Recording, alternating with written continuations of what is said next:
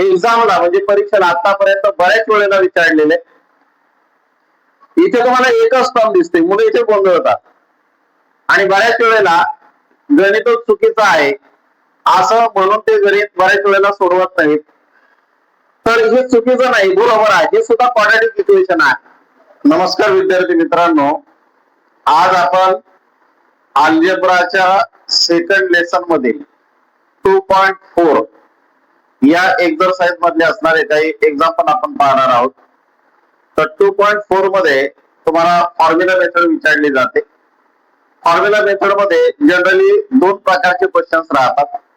एक क्वेश्चन जो राहतो तो असतो compare the given quadratic equation to the general form and write values of A B C. आणि सेकंड क्वेश्चन जो राहतो तो असतो सॉल्व युजिंग फॉर्म्युला. आता हे दोन्ही असणारे क्वेश्चन जे आहेत ते खूप महत्वाचे क्वेश्चन्स आहेत. पहिला असणार जो क्वेश्चन तो इथे मी तुम्हाला दाखवलेला आहे, या असणारा क्वेश्चन जनरली क्वेश्चन नंबर 1 ए किंवा बी या दोन्ही पैकी एकामध्ये बऱ्याच वेळेला विचारलेला आहे. आणि फॉर्म्युला मेथड जो आहे हा फॉर्म्युला मेथड मी जसं यापूर्वीचा असणारा व्हिडिओ टाकलेला आहे तो नक्की बघा की कंप्लीटिंग स्क्वेअर मेथड किंवा फॉर्म्युला मेथड या दोन्ही पैकी एक एक्झाम्पल परीक्षेला 100% येतं. एकतर कंप्लीटिंग स्क्वेअर मेथड येतं, ते जर नाही आलं तर फॉर्म्युला मेथड येतं. आणि त्यामुळे फॉर्म्युला मेथड ही खूप महत्वाची. तर चला आता आपण दोन्ही असणाऱ्या क्वेश्चन कडे आपण जाऊया. पहिल्या क्वेश्चनला आपण सुरुवात करूया. पहिला क्वेश्चन इथे मी लिहिलेला आहे, तुम्हाला सर्वांना दिसत असेल. आता या असणाऱ्या क्वेश्चन मध्ये तुम्हाला काय विचारलंय तर compare the given quadratic equation to the general form. आता या असणाऱ्या क्वाड्रॅटिक इक्वेशनचा जनरल फॉर्म काय आहे तर क्वाड्रॅटिक इक्वेशनचा जनरल फॉर्म आहे ax square plus bx plus c equal to 0. हा क्वाड्रॅटिक इक्वेशनचा असणारा हा जनरल फॉर्म आहे. नीट लक्षात ठेवा, ax square plus bx plus c equal to 0. आता या असणाऱ्या जनरल फॉर्मचे दिलेले जे इक्वेशन जे आहेत, क्वाड्रॅटिक इक्वेशन जे आहेत ते आपल्याला कम्पेअर करायचे. आणि हे कम्पेअर करून आपल्याला एबीसीच्या ज्या व्हॅल्यूज आहेत त्या एबीसीच्या व्हॅल्यूज आपल्याला इथे काढायच्या. तर इथे तुम्हाला वेगळ्या प्रकारचे मी तुम्हाला 4 एक्झाम्पल दाखवलेले आहेत. आणि या 4ही एक्झाम्पल तुम्ही जर बघितले तर एक हे दुसऱ्यापेक्षा वेगळं आहे, परंतु सगळे क्वाड्रॅटिक इक्वेशन्स आहेत. का तर प्रत्येकाच्या असणाऱ्या इथे जे व्हेरिएबल तुम्हाला दिसतोय त्याचा स्क्वेअर आहे, इथे पण व्हेरिएबल तुम्हाला दिसतोय त्याला स्क्वेअर आहे, इथे व्हेरिएबल दिसतोय स्क्वेअर आहे, इथे स्क्वेअर तुम्हाला दिसतोय. म्हणजे सगळे क्वाड्रॅटिक इक्वेशनचे असणारे एक्झाम्पल्स आहेत. तर चला आता आपण सुरुवात करूया पहिल्या असणाऱ्या एक्झाम्पल पासून. आता हे परफेक्ट असणार क्वाड्रॅटिक इक्वेशनचं असणार एक्झाम्पल आहे. तर या असणाऱ्या एक्झाम्पलला काय करायचं, तुम्हाला जनरल फॉर्मचे तुम्हाला कम्पेअर करायचं. मग काय म्हणायचं तर कम्पेअर विथ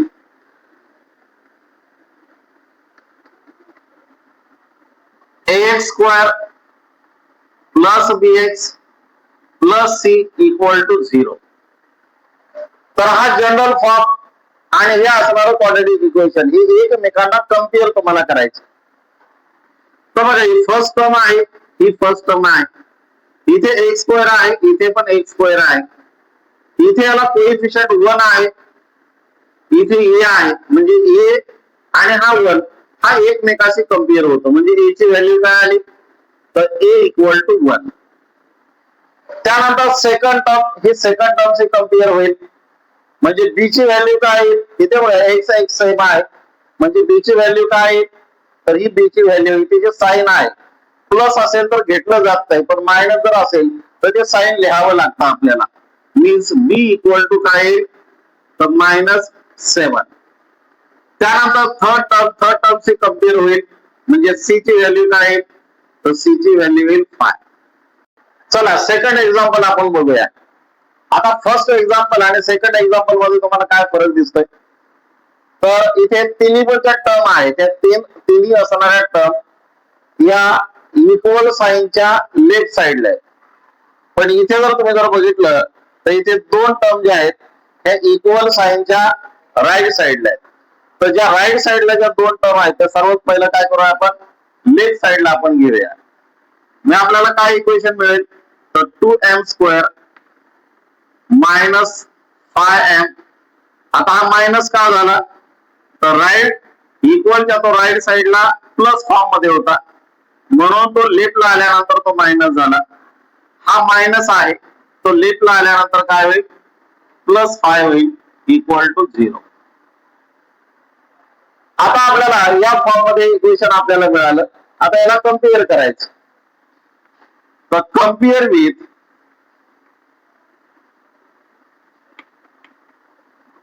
जनरल फॉर्म. काय आपला जनरल फॉर्म, तर जनरल फॉर्म मगाशी मी तुम्हाला सांगितलं ax² plus bx plus c equal to 0.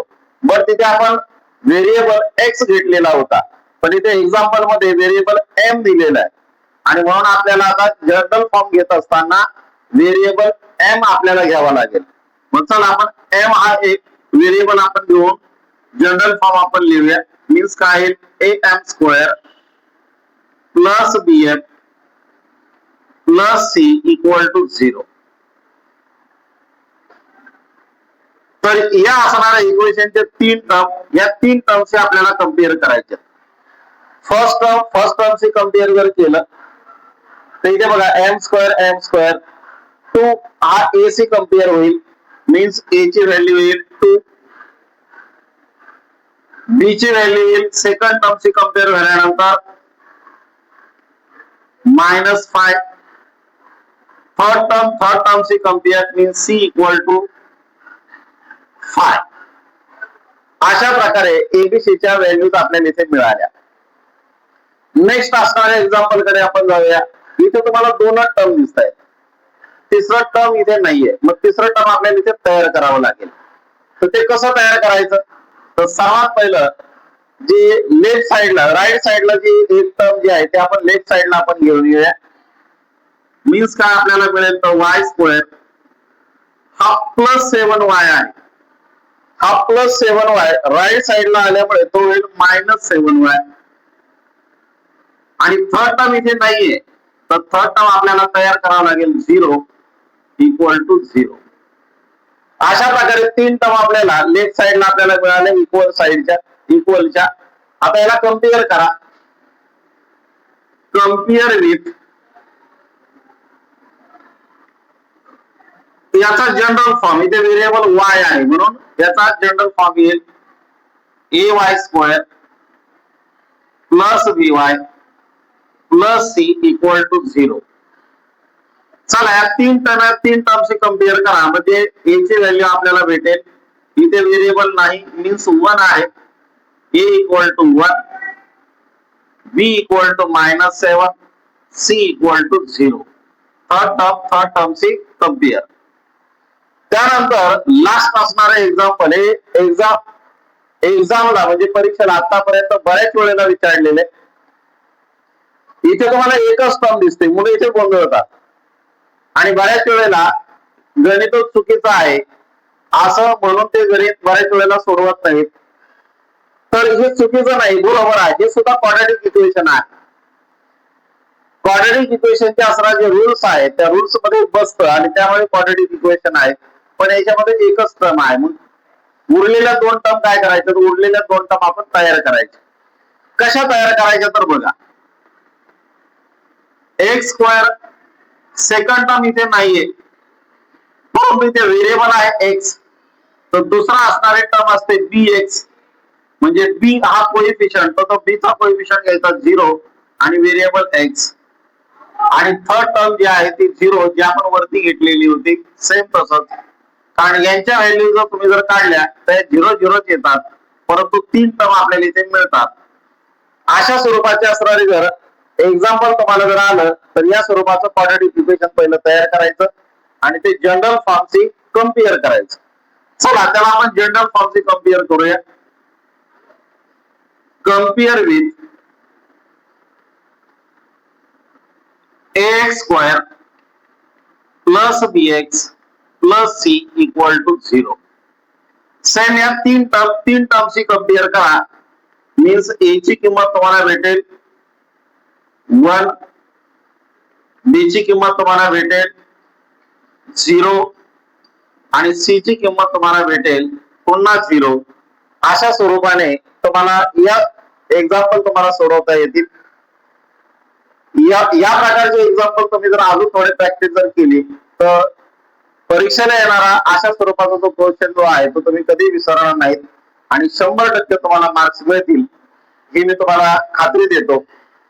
त्यानंतर पुढचा जो प्रकार जो आहे तो आहे फॉर्म्युला मेथडचा.